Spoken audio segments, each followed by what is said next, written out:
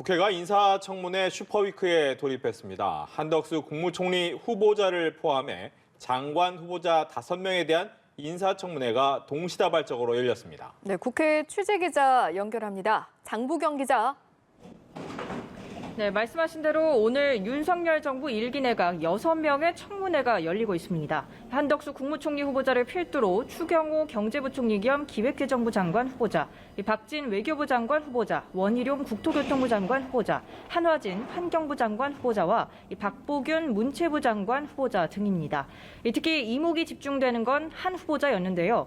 지난달 한 차례 파행세 때까지 겪었던 한 후보자 청문회는 시작부터 여야 간의 자료 제출을 둘러싼 신경전이 치열했습니다. 직접 들어보시죠.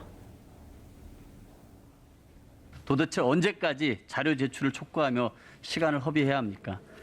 한 후보자의 각종 비의혹을 바라보는 국민의 눈초리가 매섭습니다. 지금 현재까지 제출을 요청한 것은 1699건인데 약 1700건입니다.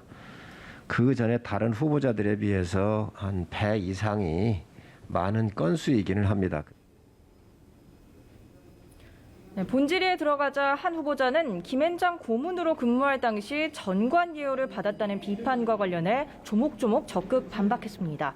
이 특정 케이스에 관여하거나 후배인 공무원들에게 단 한 건도 전화하거나 부탁한 적이 없다고 말했는데요.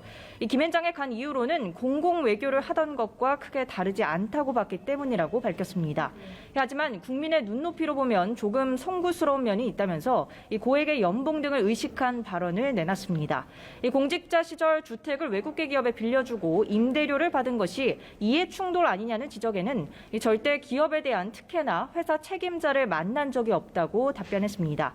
이 배우자 그림 판매 의혹 역시 집사람이 공직에 있을 때 단 한 번도 전시회를 하지 않았다고 부인했습니다.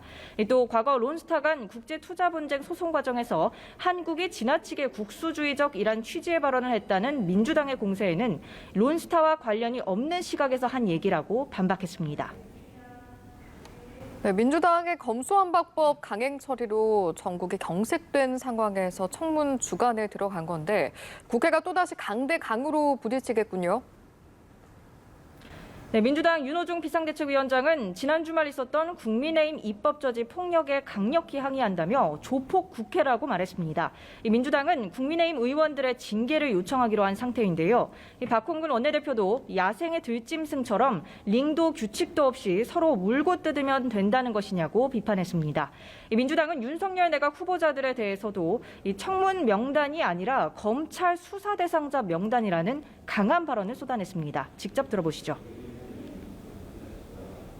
전관 비리, 병역 비리, 부동산 재상 증식, 탈세, 업무 추진비 논란, 아빠 찬스 등 범죄 혐의자들로 가득 채워진 비리 만물상을 보는 것 같습니다. 국민의힘은 문재인 대통령을 향해 검수완박법 거부권을 행사하라고 압박 총력전에 나섰습니다. 이준석 대표는 책임을 문 대통령과 이재명 전 대선 후보, 민주당이 사이좋게 짊어져야 할 것이라고 비판했는데요. 직접 들어보시죠. 분명하게 경고했습니다. 민심을 저버린 입법 쿠데타는 지방선거에서 민주당이 완전하게 박살나는 지민완박으로 결론날 것이라고. 권성동 원내대표도 권력형 범죄를 은폐하겠다는 의도로 시작부터 끝까지 기만적인 악법이 탄생했다고 밝혔습니다.